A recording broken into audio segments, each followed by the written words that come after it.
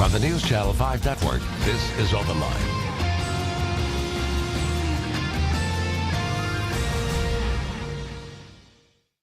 Hello, everyone. Welcome to OpenLine. Great show tonight. We are honoring veterans tonight on this Veterans Day. And we have some great stories to tell you about some inspirational things that are being done by veterans for veterans, and we want to share those with you. We're happy to have with us, to start things off, Rusty Carroll, Executive Director of Operation Finally Home. Thank you for being with us. Thank you for allowing me to be here. All right, so we're going to hear from several veterans tonight, all of whom are doing really remarkable things.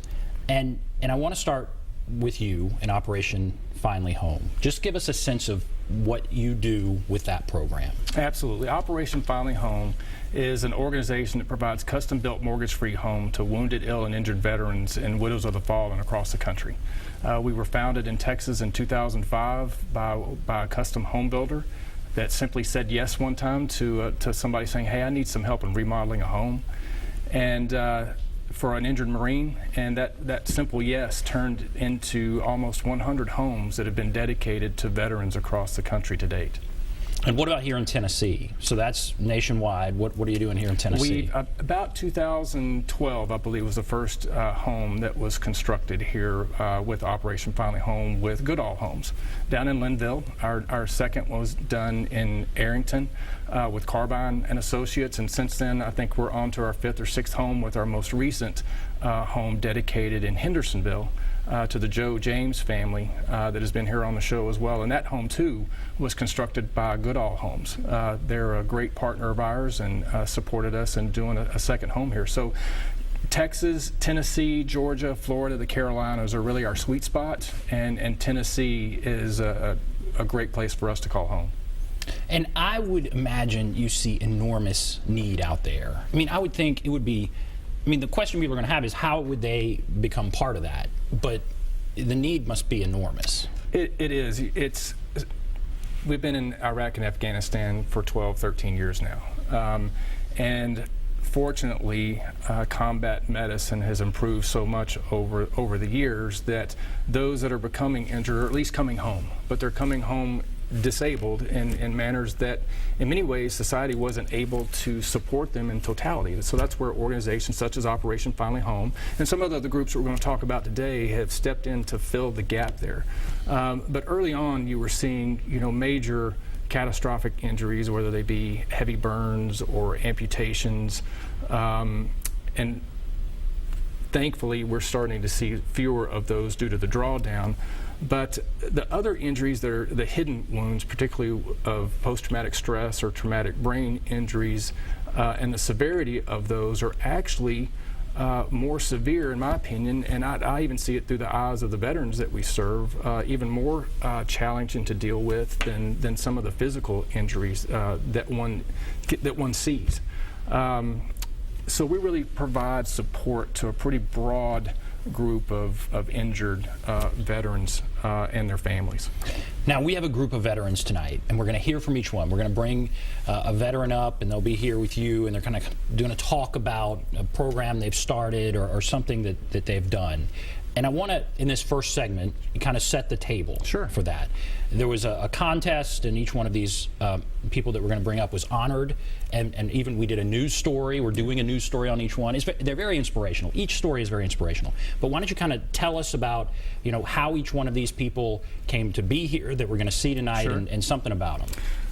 Well, much like our organization started, they started in a manner based on people that wanted to continue to serve. There was a calling. In many ways, it was on their own fruition, or they felt like it was a calling from God. In some cases, it was just something tugged at their heart that they wanted to serve. So we find our organization, while we have grown immensely over the past years, we started in the same manner that the group that we honored here in Middle Tennessee. But what we wanted to do was bring focus to the great work that veterans do once they come back, and in every one of these cases they're veterans that served their country and then still had the desire to do so. We simply wanted to shine a light on the great work that they've continued to do in serving the veteran community in the manner that they're doing it now. Kimberly it's amazing how small some of these worlds are. So one of them being honored is Kimberly. Yes. And she's actually the only one not here. We may show the video, the story that we did on her. We may not. But give us the overview of why she was honored. Sure. And all of these individuals were nominated by either their family or their community or the veterans that they served. So these were, in essence, brought to light to the committee that actually had to go through the struggle of going through roughly 50 or so worthy individuals to highlight, but these are simply the ones that bubbled to the top. And in Kimberly's case, she'll certainly be able to tell the story better than I, but she is so compassionate. She continues to serve in a role that is very much needed, but is very much a challenge. And having somebody such as her, with as compassionate as she is, to deal with the families, to provide them with the unfortunate news that their loved one, their veteran, has passed on. She's the one who has to deliver that news. She is the one that compassionately, and her team, compassionately deliver that message. And as I got to get to know Kimberly a little bit, come to find out, well, obviously the veteran community is rather small, and particularly when you work as closely in it as we do. But she works very closely with another individual that helps identify candidates for inclusion in our program, Amy Cost. And so it was exciting to understand the connection that they had, but the compassion that Kimberly has and that her team has, and I think that the segment certainly will highlight that aspect of why she was chosen. All right, Daryl Macklin. He's going to come up, I believe, first. Kind of overview there. Daryl's the man. They're all here, by the way. Yes. They're all kind of watching right now. They're in the studio. And again, I'll go back.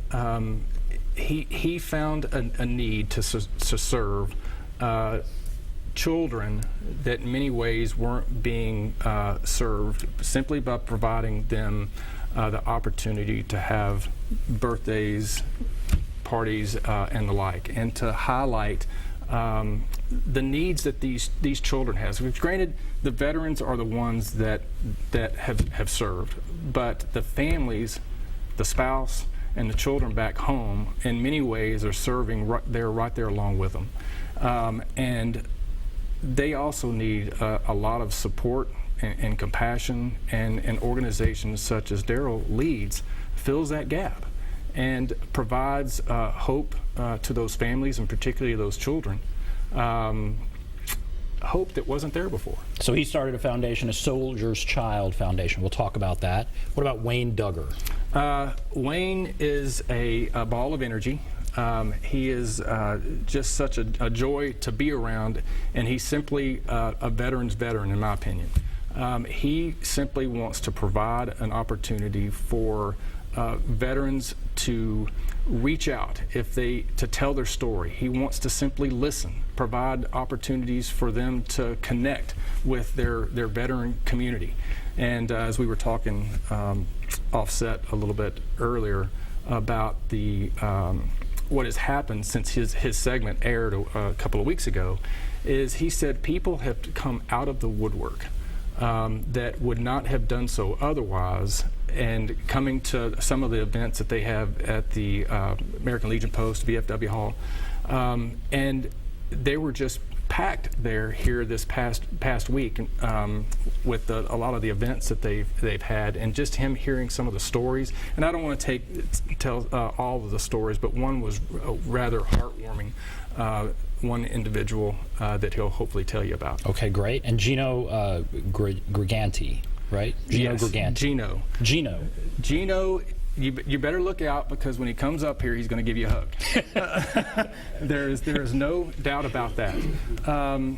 Gino's story was very compelling as well. And the thing that struck me about Gino and what he's done is the simplicity of what he does, but the magnitude of the impact that it has, that a simple hug can provide. So on this Veterans Day, I hope everyone will stay with us. We're going to invite each one of these people up here. They can tell their story. If you want to call in, you certainly may, or you can just listen. We're going to take a break, be back right after this, and we'll bring up Daryl Macklin. Be back right after this.